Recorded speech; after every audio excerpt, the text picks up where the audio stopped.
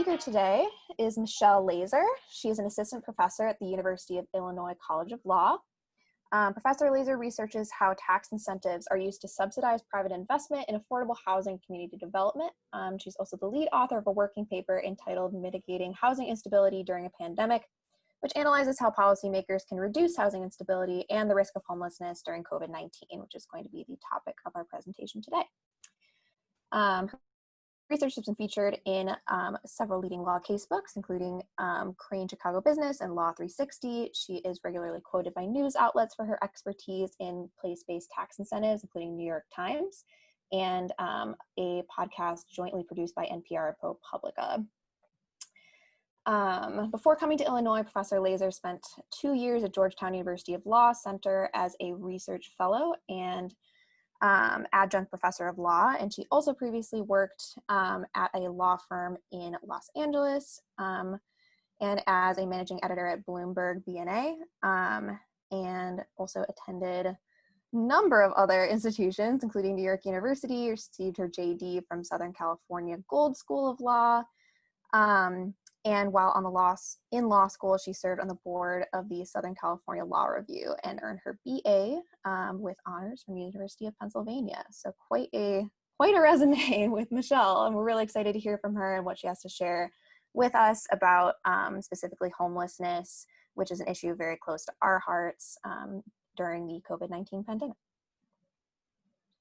Great, thank you, Alex, and thank you to Chicago Hopes for having me here today. It's a real pleasure and privilege to speak with advocates and other people who are interested in preventing homelessness, in addressing housing instability, and just making sure that this is an issue that is understood and at the forefront. I hope that you guys will learn something from this presentation today.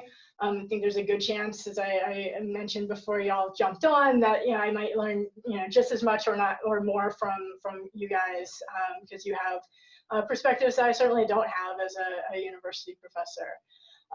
So I look forward to talking to you guys just a little bit, about the approach that I come at these issues from. As a law professor, and specifically a tax law professor, it's kind of a weird way to come into the issue of affordable housing and homelessness, but tax has taken up a real outsized role in the area of affordable housing and community development. We rely very heavily on tax incentives and tax-based subsidies for advancing these policies at this point. So that's how I came to the subject matter. I'm first and foremost a law professor. I am focused on kind of big picture policy and legal frameworks as structures that contribute to and address social issues like homelessness and affordable housing need. And so, my focus is on these kind of policy issues and legal frameworks as the driver of structural solutions. It's a little bit different than some of you may have as people who are in the advocacy position or say social workers who are working on the ground with clients day to day. So where I'm looking at how the laws are both helping to mitigate housing instability and maybe failing to do so. The solutions for addressing an individual client who may be at risk of homelessness may be something a little bit different. So just to kind of give you guys some context for the conversation. So in today's presentation, I'm going to start out by talking just briefly about the unique role of homelessness in the context of the COVID-19 pandemic. Then we'll move on to take a look at some current policies that are in place at the federal, state, and local levels. State and local laws vary across jurisdiction. I'm going to focus on Illinois and Chicago, Cook County today, just for the sake of having concrete examples. But you should know that the types of programs that are being implemented in Chicago and Illinois are being implemented elsewhere as well. And there's a lot of variety across the country in the specific details and how these programs are structured. But that real emphasis on state and local solutions is something we're seeing very much right now, especially as federal laws start to expire. Um, I'll spend just a brief period talking to you about some of my recent research on mitigating housing instability during crisis periods, and I'll provide a critique of these current policies, and then I'll finish the presentation with some recommendations. Some of these recommendations are directed more for lawmakers, and a few are addressed to advocates. All right, so let's get started. COVID-19 has exacerbated problems related to housing instability, but it's important to note that housing instability and risks associated with homelessness predated the pandemic. This is not new. Prior to the COVID-19 pandemic, about 25% of Illinois renters were severely rent burdened. That means that they pay more than 50% of their income for housing related expenses, so rent, utilities, other kinds of housing related expenses. So that's 408,090 households in Illinois have been paying more than half of their earnings for housing. The National Low Income Housing Coalition has done some really great analyses of the housing needs in the context of the COVID-19 pandemic. They estimate that in Illinois, 429,000 families, 323, will need assistance during the COVID-19 pandemic. That said, only about 291,125 are likely to receive short-term assistance. So that's a shortfall of almost 139,000 families. That is a lot of families who need assistance during this period and are not getting it. Just an estimate from the National Low Income Housing Coalition about how many resources would be needed. Why am I auto advancing that? Would be needed to meet the housing needs. The estimate is that it would cost about $2.9 billion to address housing need in Illinois during this period. So I ask you, keep that number in mind as we take through these policies, so you can kind of have a sense. We need $2.9 billion of assistance. We're not coming anywhere near that in the policies that are actually in place. So just to step back for the big picture, role of homelessness and housing instability within COVID-19, I think that there are some unique issues that arise in this particular context that are maybe a little different than when we're in a non-pandemic situation. Most of us are aware of the physical and mental harms to people who are experiencing homelessness. But in this context, those harms have the potential to go well beyond merely the people who are experiencing homelessness itself.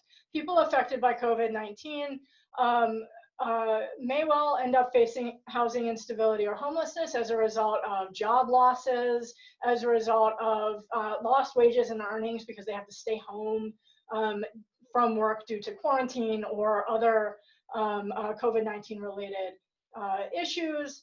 As those wages decline, that's a real problem when you remember that we had 25% of the state paying half of their income already for housing. You start losing income, there's not much left over. There's not a lot of wiggle room there, right? And so people who are affected by COVID-19 in any number of ways stand to be pushed into housing instability if they weren't experiencing it already, or homelessness if they were already on the brink. Meanwhile, housing instability and homelessness increase the risk of spreading COVID-19. As people are losing their homes, they may choose to double up in households, living in units with other families. They may end up going to homeless shelters. All of these are contexts where it becomes very hard to practice social distancing and many of the best practices that we know help stop the spread of COVID-19, right? And so these populations that are affected are immediately at risk of contracting COVID-19. So that you can add that to the list of physical and mental maladies that are associated with homelessness to begin with. Now you've got COVID-19 on top of it, And we know that this isn't a virus that's just going to, stop there. It has the potential to ripple out to the broader population and really undermine the public health response to and broader efforts to contain the virus. In turn, as more and more people are affected by COVID-19, you've got even more people who are potentially facing housing instability and homelessness. So this is a big problem. It's something that needs to be at the center of every policy conversation about COVID-19. And when we think about how we're going to use resources during this context, housing needs to be at the center. So what are we doing? I'm going to give you an overview of current policies that have been in place to mitigate housing risk during this period. These are our policies specific to COVID-19. Obviously, there are background programs in place that are always there, like Section 8 housing choice vouchers, for example, that help to address housing instability generally. But there have been quite a few programs put in place specifically in response to COVID-19. So at the federal level, many of you are aware of the Coronavirus Aid, Relief, and Economic Securities Act. That's the CARES Act, the main emergency legislation enacted by Congress. Many of the protections in that law have since expired. Congress failed to meet any sort of agreement in order to extend it, and as a result, Trump issued a presidential executive order entitled an order on fighting the spread of COVID-19 by providing assistance to renters and homeowners. We'll talk about that a little bit today. The title of that order is a bit of a misnomer. The order really doesn't do much at all to assist renters and homeowners. At the state and local level, there have been a lot of efforts to kind of fill gaps left in the federal response. I will focus on some in place in Illinois, so I'll talk briefly about Governor Pritzker's executive order that imposed some eviction freezes and mortgage foreclosure moratoriums. There are also a few housing payment assistance programs that have been used. There's the Illinois Emergency Rental Assistance Program, Chicago's Housing Assistance Grant Program, and Cook County's Recovery Rental Assistance Program. I have a question. Yeah, sure. Are those just like the most local programs, or are these all of the programs?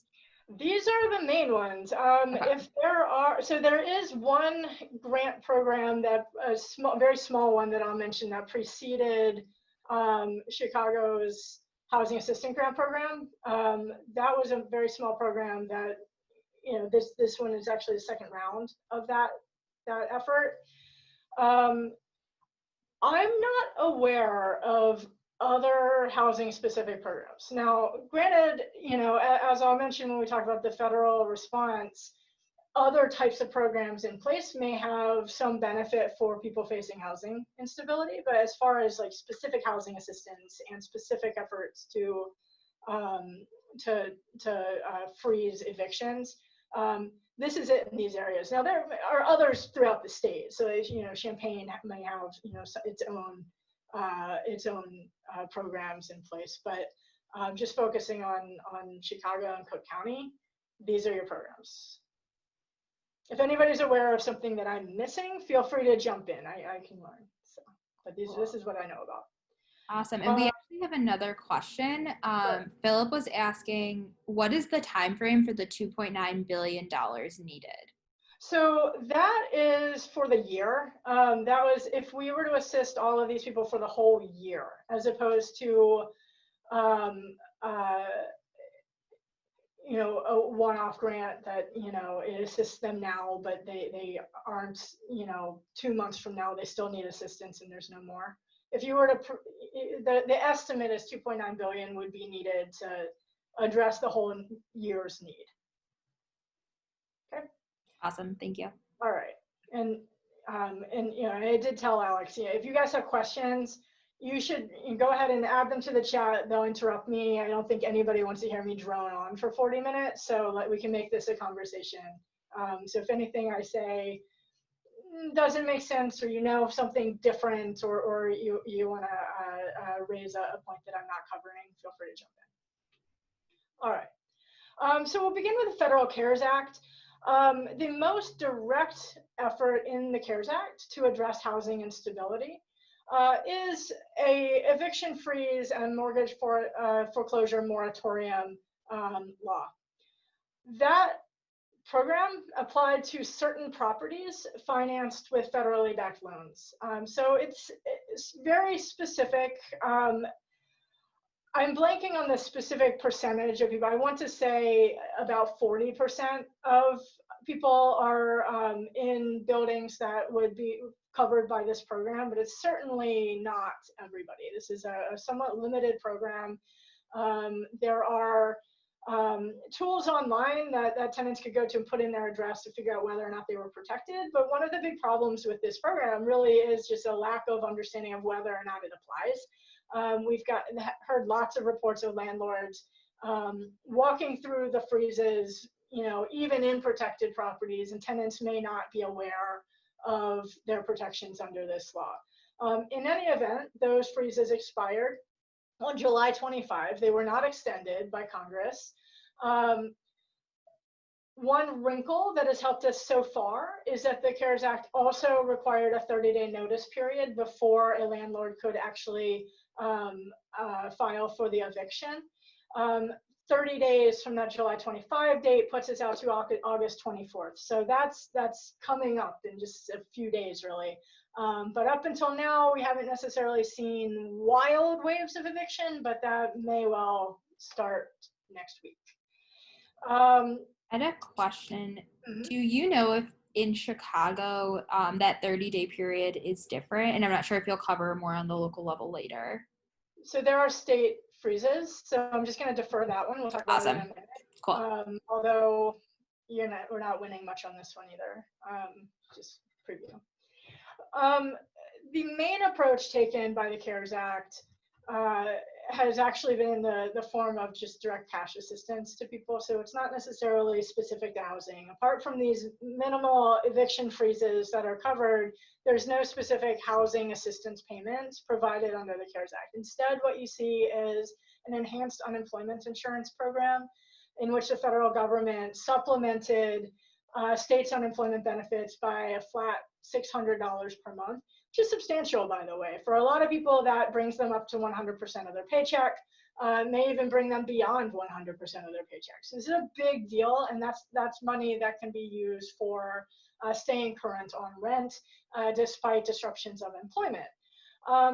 There were problems with the rollout. States weren't quite ready for the deluge of unemployment applications that came in. It took a while to get that under control. There were delays. People did miss rent payments, especially in those early months. And now the program itself has expired. So the unemployment insurance supplement ended on July 31st. At this point, people who are dependent on unemployment are going to be limited to what their state provides, which varies by state, but it's generally a percentage of your paycheck. It's not going to be 100% of your paycheck.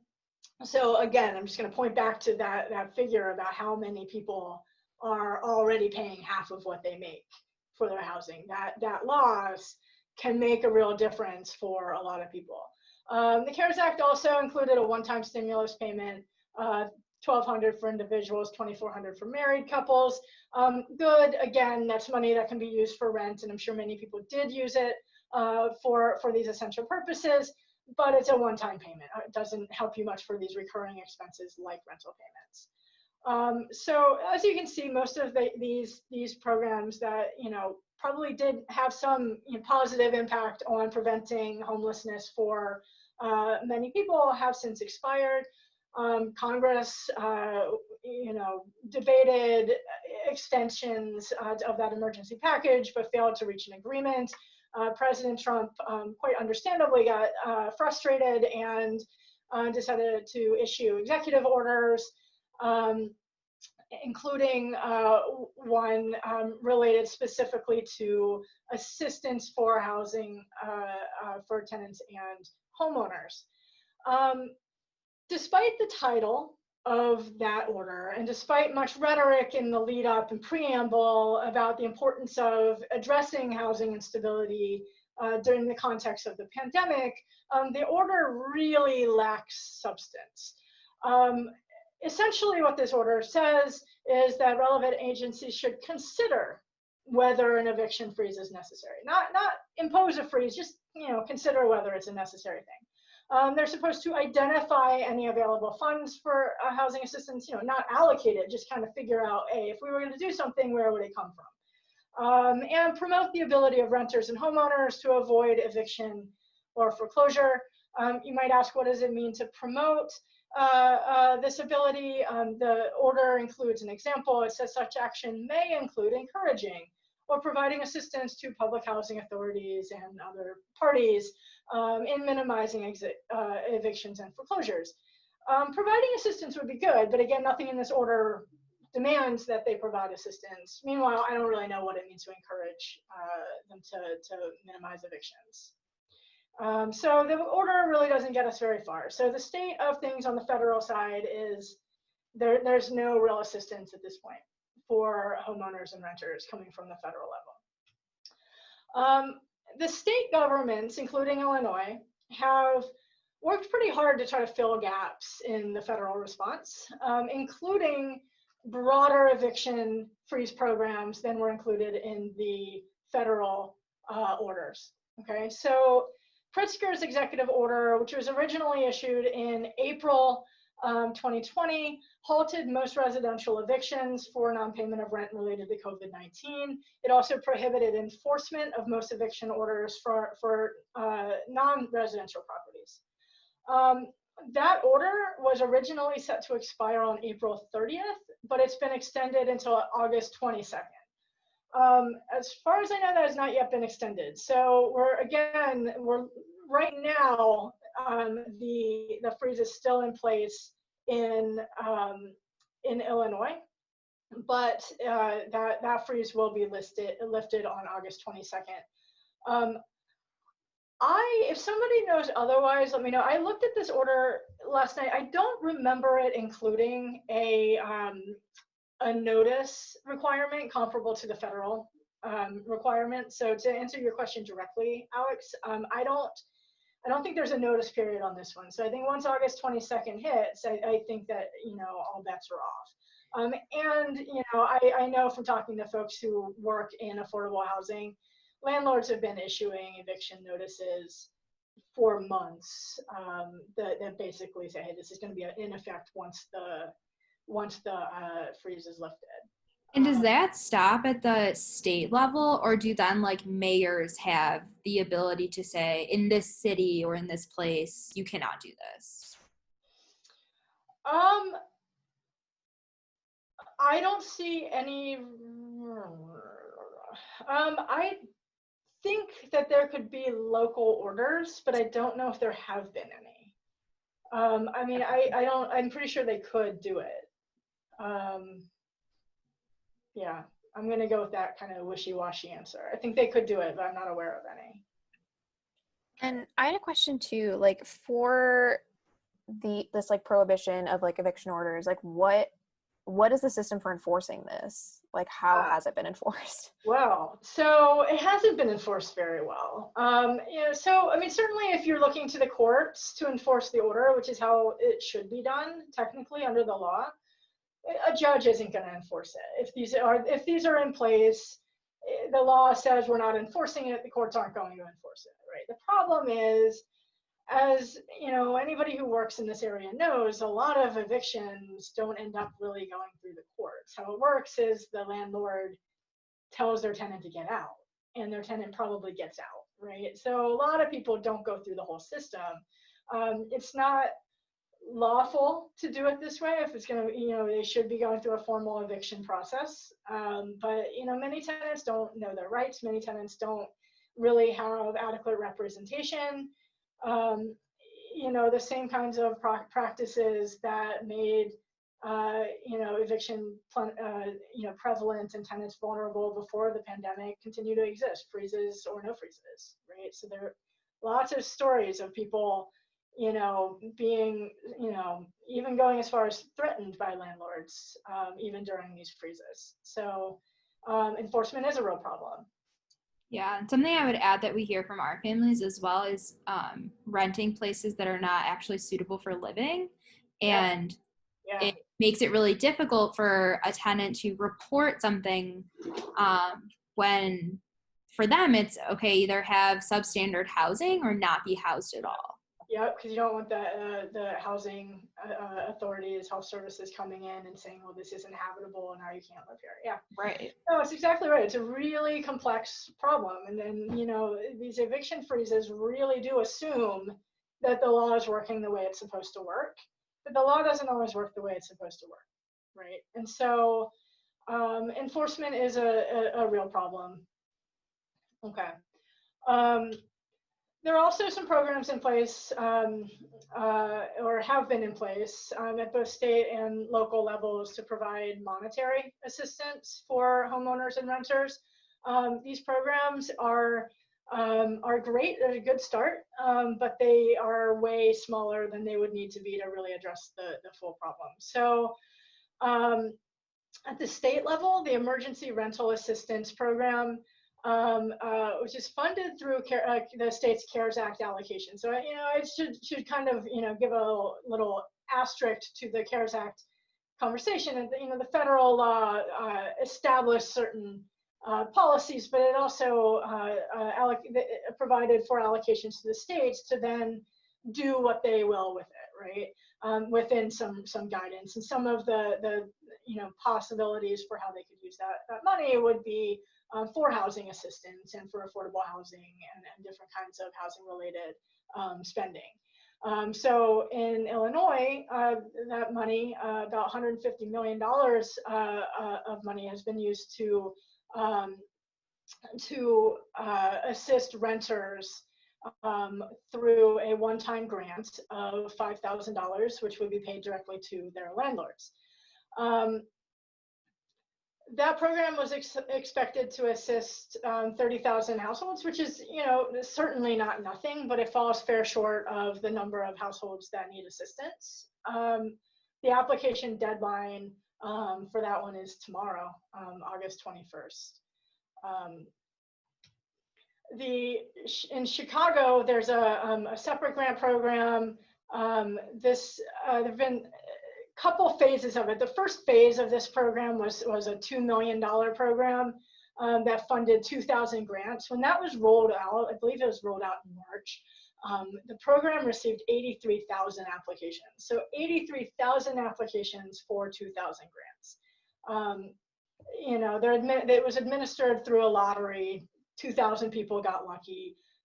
Obviously, it was way less than what was necessary to address the need. And so the city rolled out a second round, a much bigger expansion of the program. The whole package included about $33 million of assistance. $20 million was specifically approved for rental assistance.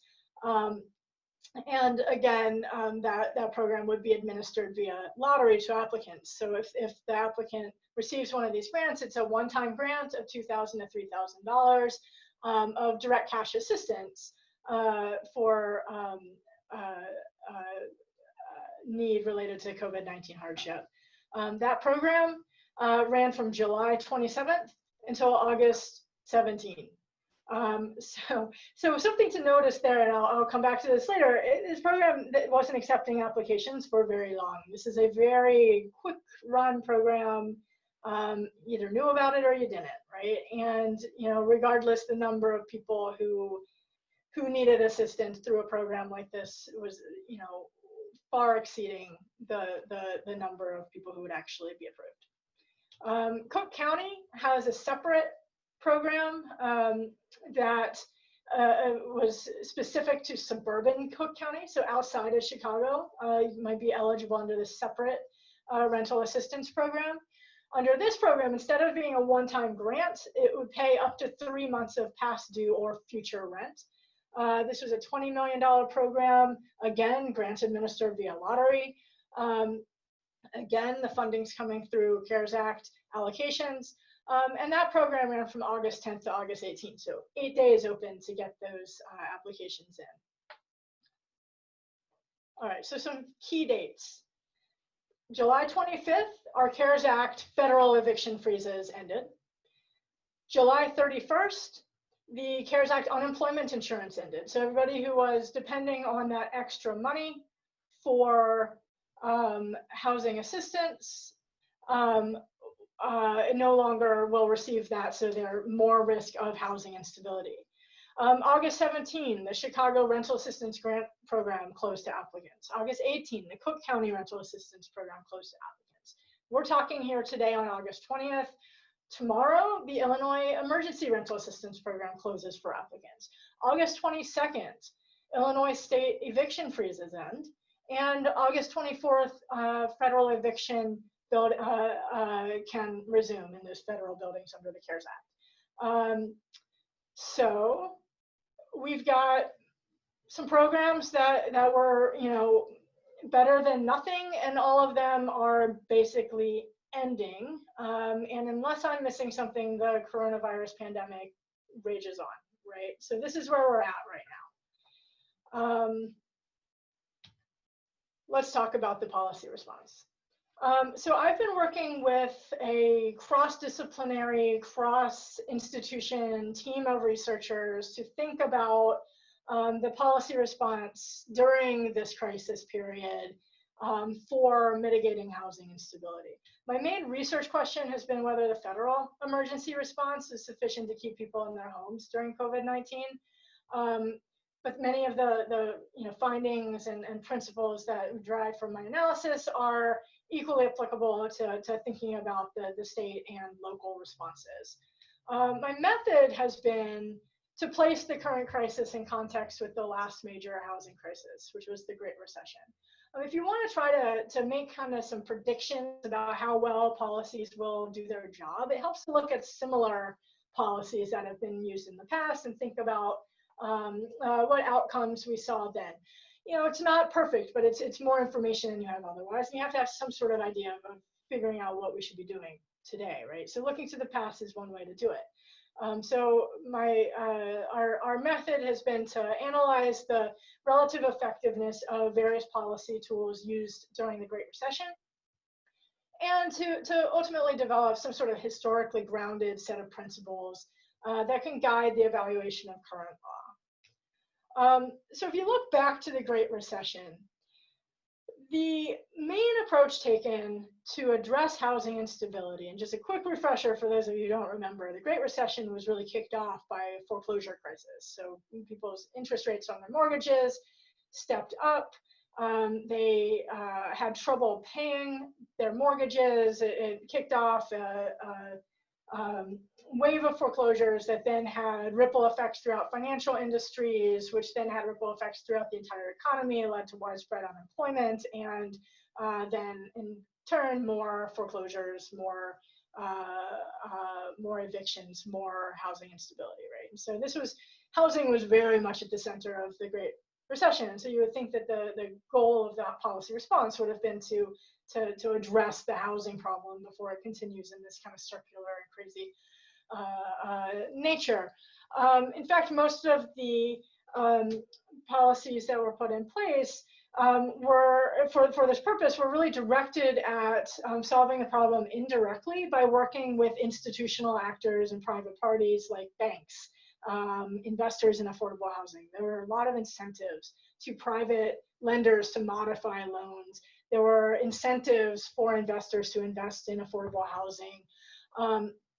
All of these programs were really voluntary, and they depended on a lot of parties along the way to participate in a way that was envisioned under the law by their main proponents. And we didn't really see that working out. There's just too many places for things to go wrong. And as a result, these core programs really failed to reach their potential. Far fewer homeowners and or renters were assisted by these programs than were anticipated.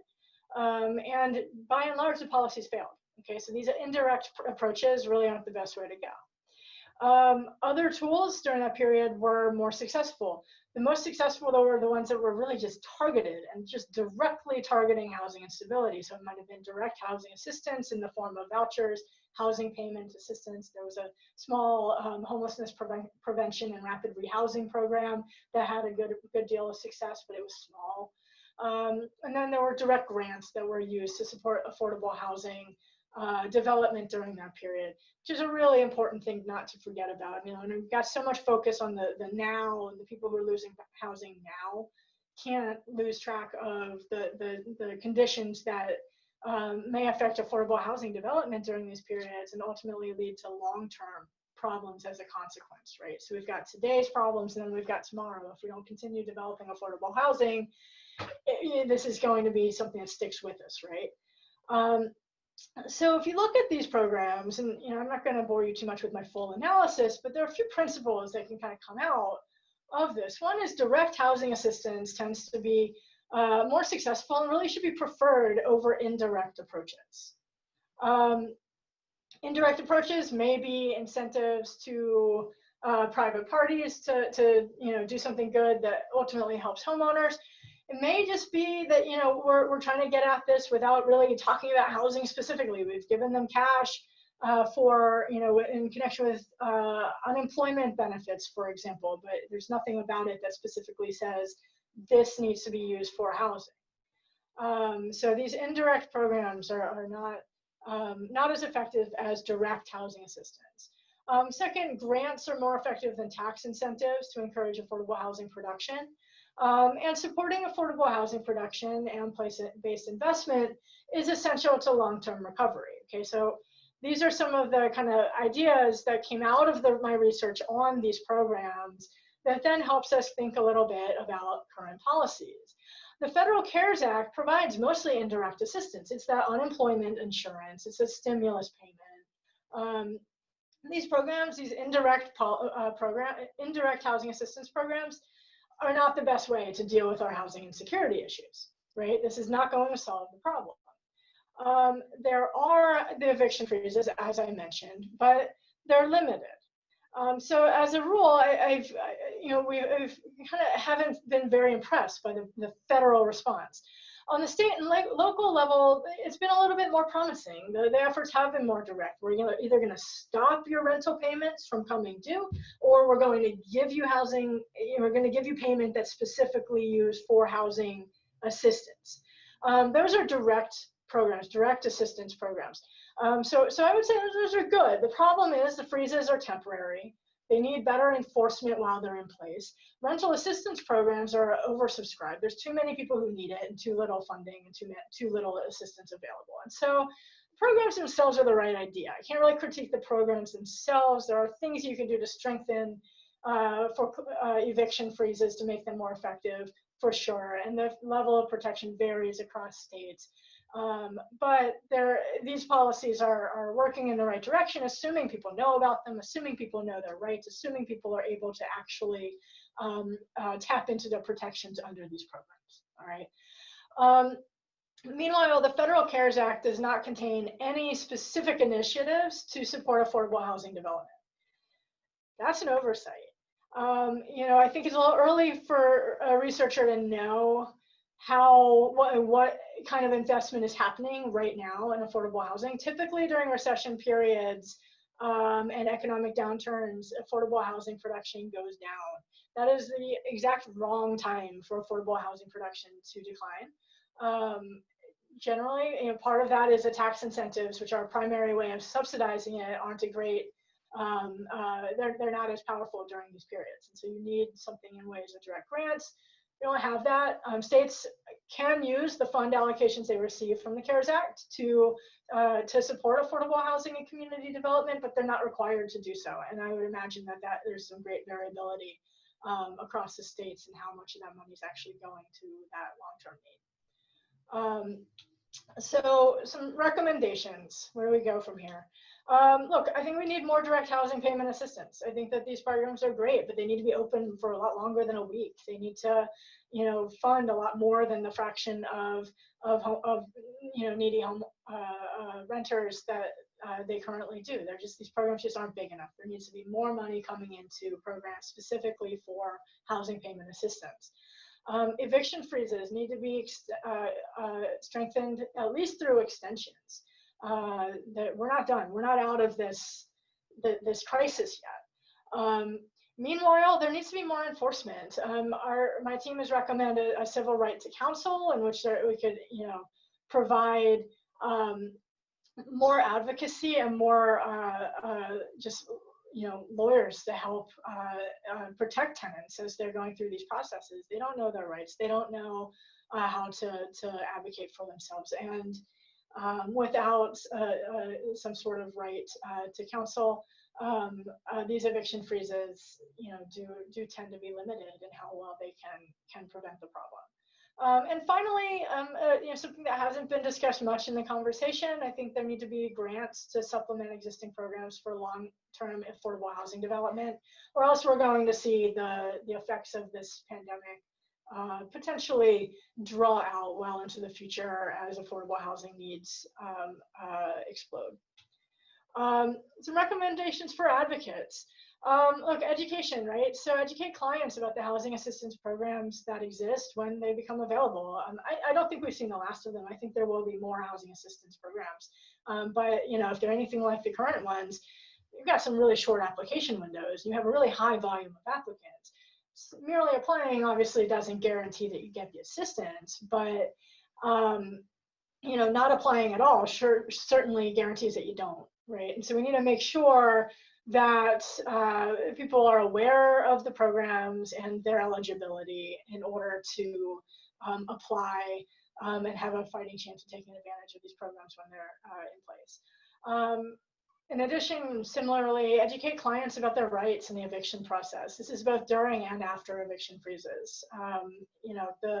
Many of the problems that we see, as we were discussing earlier, aren't really specific to the COVID-19 pandemic. Tenants tend to be vulnerable to eviction in any context, and whether these freezes exist or not, they need to be really well informed of their rights and be armed with information that can help them protect themselves.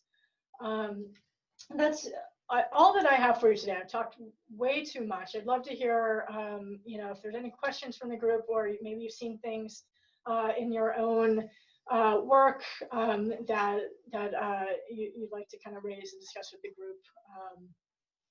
I'll kind of turn it over and wait for your feedback at this point. Thank you. Yeah, thank you. That was very informational. And it was great to see kind of all these things in a condensed slide. That for me was really helpful, definitely.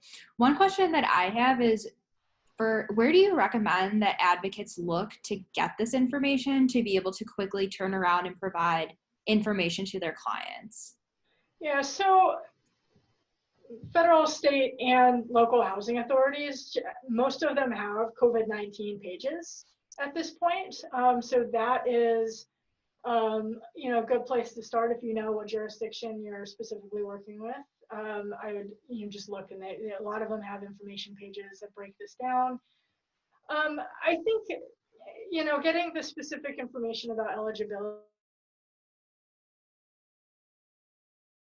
pretty well designed and user friendly. Others are not so much, but I would definitely start there. There are also organizations that have been tracking programs nationwide. I think the National Low Income Housing Coalition has a tracker that is looking at major programs in every state. So if you wanted to get a sense of how programs in Illinois compare to programs elsewhere, that's a good place to start. I think they have a spreadsheet that just lays it all out for you. So in terms of the specifics of the application process and eligibility, I'd always look direct to the source, look at the agency resources on their website, what's posted. and get a good feel for that process so that you can guide clients towards it. You know, we talked a little bit before this conversation about the technology limitations among many housing insecure people. Many people who are on the brink of homelessness are sitting around on their computer, right? So, you know, especially during periods when libraries are closed and, you know, general access to computers isn't available, being able to do some of that legwork for people and facilitate the actual application process through the online portals and stuff like that, I think is a really important role that advocates can play in all of this. I actually had another question. So when we were talking a little bit before the presentation, I mentioned just the fact that I think most nonprofits kind of lack the legal education or resources to really know kind of what is available or how they can translate that information for their clients. Because I think as much as homeless individuals are kind of facing these problems of, you know, not being able to access technology, you're really dealing just with day-to-day issues more so than thinking kind of wider scope of like what policies nationally and statewide are available for them. I think that problem can also really plague nonprofits, just in terms of like we kind of feel like we're constantly playing catch up with just like very day-to-day like smaller needs in terms of like, you know, kids need a laptop, kids need backpacks, people need food. So I think that often we just don't really have the capacity to do some of that legwork of figuring out like what policies do apply to our clients, what has changed, what resources can we even refer people to. So I was just wondering if you kind of knew a little bit more about like the network of available resources in Illinois. Like for instance, it's only been since kind of the protests really kicked up in the past like couple of months that I even knew about the National Lawyers Guild. So just, do you have a sense of like kind of what like legal resources I suppose are available to nonprofits and individuals? So do you mean like support groups specifically for nonprofits? For nonprofits, or specifically in the space of homelessness, like, you know, anything that does like pro bono work or, you know, education work, kind of in that space, if that makes sense. So, I mean, there are some public interest law organizations that may support nonprofits. I'm not totally sure. I know that the ABA has a COVID-19 task force. I'm just gonna, because I'm at my computer anyway, it's the beauty of COVID, right? COVID-19 task force. Let's see if their website. So this may be a good place to look for some information. Let me see if I can share this screen with you. Screen sharing went so well earlier, I can't imagine what could go wrong. Let's see. Okay. Share. Can you guys see this?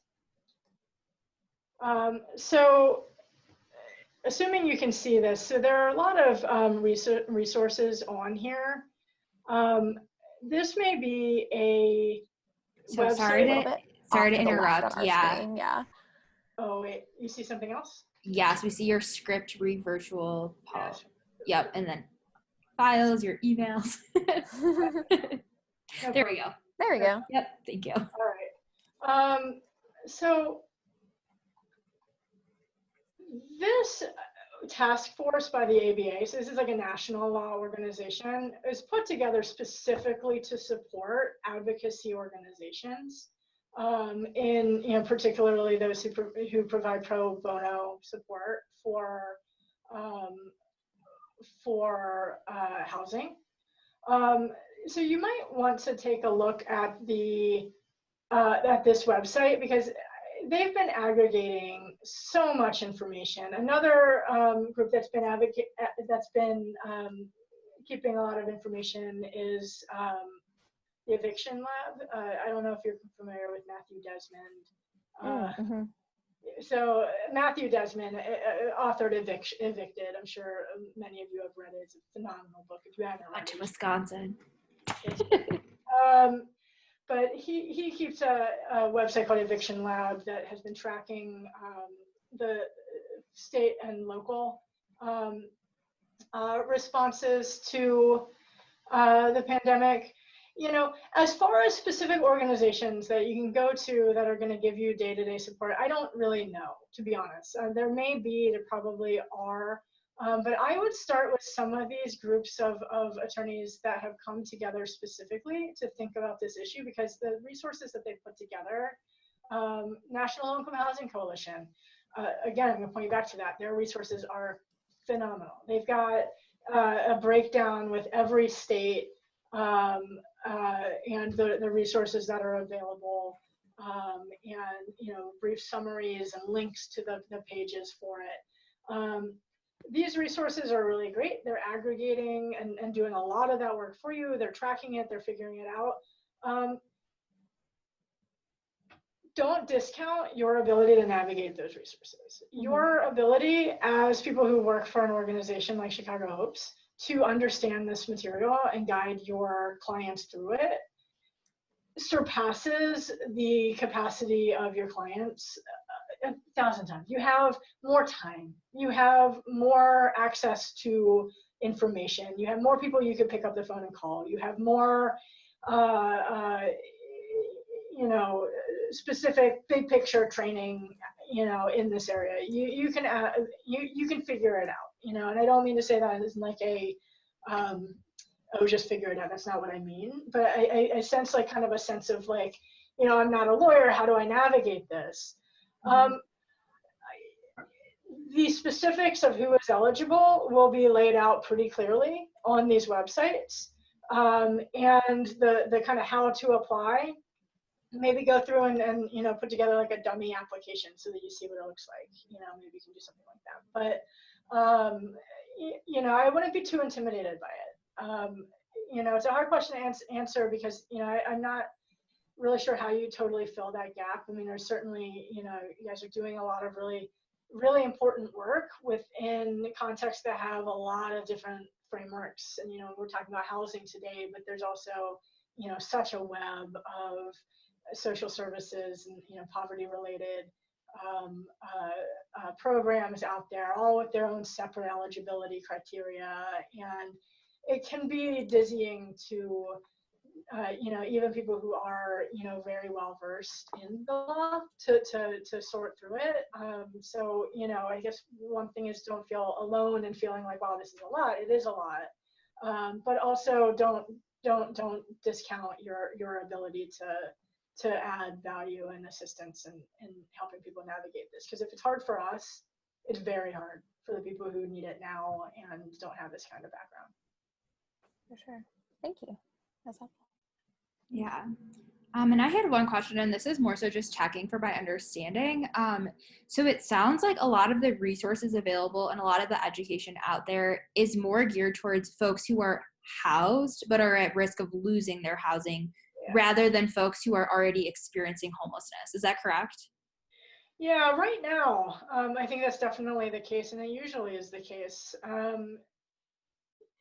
You know, I don't know, especially since my research has been more on preventing homelessness. So I've been focusing more on, you know, how are we addressing housing instability? These are people who are already kind of struggling to meet their housing expenses at risk of eviction. So I'm looking at prevention of eviction as opposed to, you know, folks have been evicted and now they're on the street, and now, you know, how do you get them back in homes? That's a different policy question. It calls for different solutions and different attention.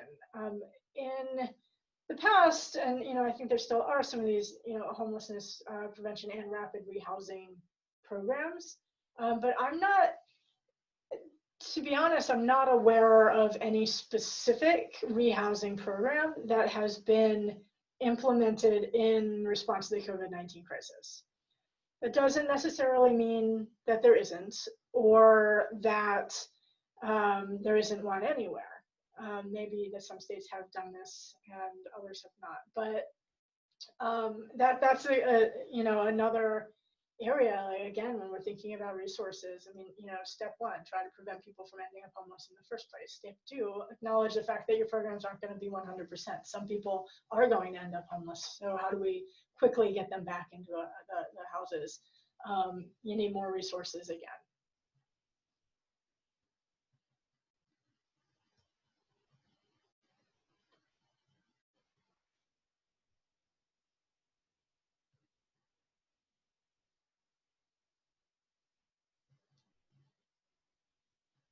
Awesome. Just taking some silence to see if anyone else has any additional questions. We are at 11 o'clock. The session was originally intended to go to 11:30 because it was designed to be more of a panel rather than a single presentation. So if no one... noon 30 Central Time. Oh, sorry. Yes. 12. Sorry. So if no one has further questions, we can certainly wrap up, but did just want to leave, a few extra moments. If people want to unmute themselves, you're welcome to do so. If you prefer to submit your question in the chat, Alex or myself, also Alex, can read off the question.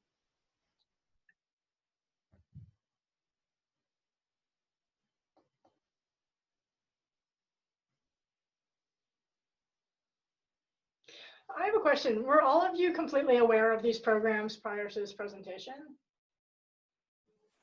And have you had clients take advantage of them?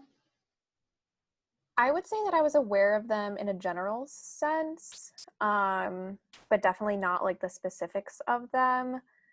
And I think, especially with the CARES Act, I found the CARES Act to be rather confusing with like how it had sort of the multi-tiered approach of like giving money to states as well. Like I think I didn't really quite get that like that money that ended up being distributed in the direct programs was largely from the CARES Act. So that was definitely new information for me. I also didn't know there was a Cook County program. I feel like county communications are generally not as good as like the city and state. It wasn't publicized particularly well. The Chicago Tribune did run a story about it, like right after it was announced, but it was, it was like it came and went inside of about a week, right? So that's probably part of it. I mean, these programs have these short application windows, presumably because, I guess, the least cynical view is that we want to get it out quickly. Let's deploy the money as fast as possible because people need it now, so let's get it going. The more cynical view is we don't have nearly enough money for all the people who are going to send applications. So let's just not let that window go open for very long so that, there are fewer people applying and not getting it, because that doesn't look good, right? So I think these programs are kind of, you really have to be following it. I almost missed the Cook County one. I got a call from a reporter who wanted me to comment on it. I'm like, wow, there's a Cook County program.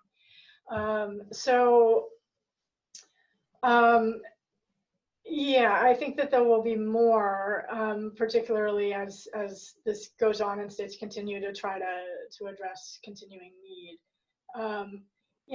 If the Great Recession was characterized largely by a privatized approach to dealing with the situation where, subsidies were given to private industry to try to take care of this social problem, the real characteristic here has been more of a federalist approach, where the federal government kind of washes its hands a bit of dealing with this, and more of the impetus is put on the states to implement the program. So money was pushed down, and it was left to state governors, state mayors, or city mayors to implement policies based on various allocations. And so, one implication of that is that there's just a huge amount of variety across the states. The eviction law, which I mentioned earlier, has been keeping a scorecard on the eviction freezes, because most states implemented, almost all of them implemented some sort of eviction freeze. But the way that they were implemented, the things that they covered, the things that they allowed and disallowed, varied from state to state. So, if you're working in one jurisdiction, it's, you focus on that one jurisdiction and the rules that apply. But, in a country that has so much movement across borders and people move to a different place, they may end up in a whole different set of protections just because, states, some do it better than others.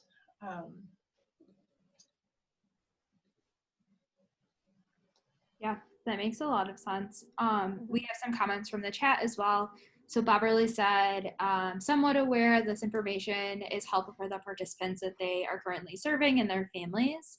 And then Skylar Thomas also said that they were aware of some, but didn't realize that these programs weren't extended. And I think for me, similarly, like I knew that all of these things existed just by like social media and reading different news articles, but I have not yet seen it like condensed like this in a way that makes it really digestible.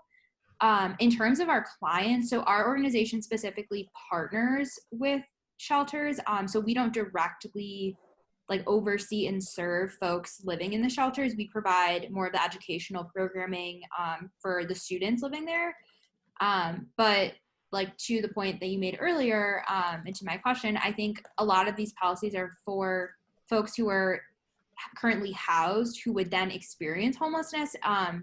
And since we're only working with folks who are already in a homeless situation, we're not sure. So I don't know, like who are the people that work with folks who are about to lose their housing? Like who do they call?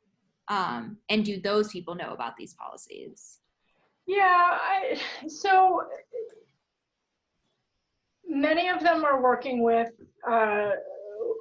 housing authority representatives. So, local governments have housing authorities that then will work with people who are in their kind of network, their systems. They're receiving subsidies from the government for housing, right? So if they're already in those systems, they have caseworkers who will kind of help them navigate some of this.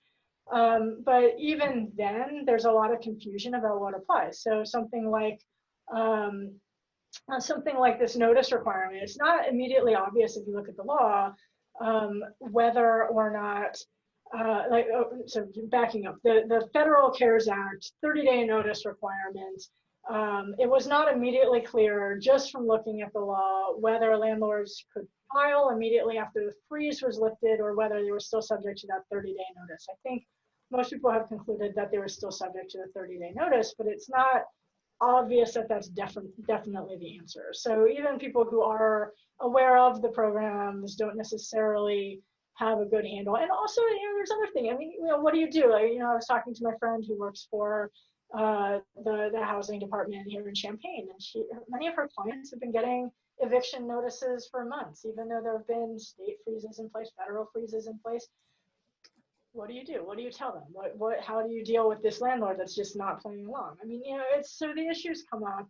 I think people who are not already in the system where they have somebody kind of working their cases, that's a lot harder. Those are the people who are newly housing insecure from the pandemic, and there's really very little support for them. Yeah. As far as the extensions or not, to the best that I was able to tell, these dates in this presentation as I've given you are correct, and there haven't been extensions, but this is a moving target. There are extensions, and some of them are retroactive sometimes in order to keep these programs going. So it is kind of a lot to keep up with to know what's in place at any given moment. I do think that, there's a lot to critique about the eviction freezes and the lack of enforcement, but these freezes have been in place. They've been in place both federally for the federal subset and almost every state. And one result of that is I think that this has really masked a lot of the problem. It's been brewing underneath, right? People who are months behind on their rent, and the landlords are just waiting for the freeze to be lifted so that they can get rid of these guys who aren't paying their rent, right? So my gripe has been, with just the coverage. There have been a few stories that have run largely in the kind of opinion columns written by academics more like myself that have said, hey guys, we've got a tsunami coming of evictions as soon as these evictions go away.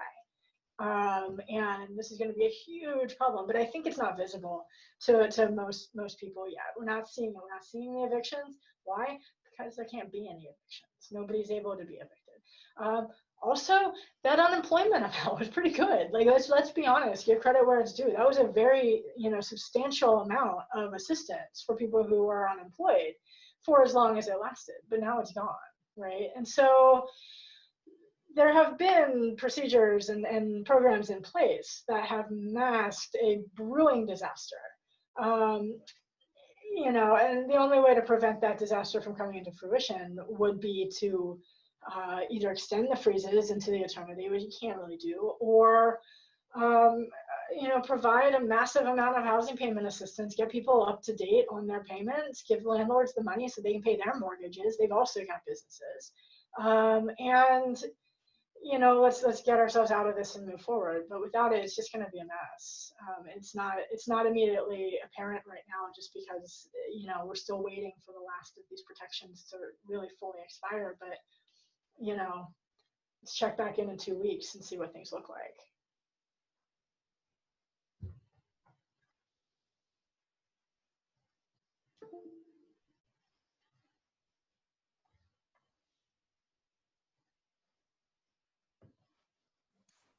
Are there any more questions before we wrap up?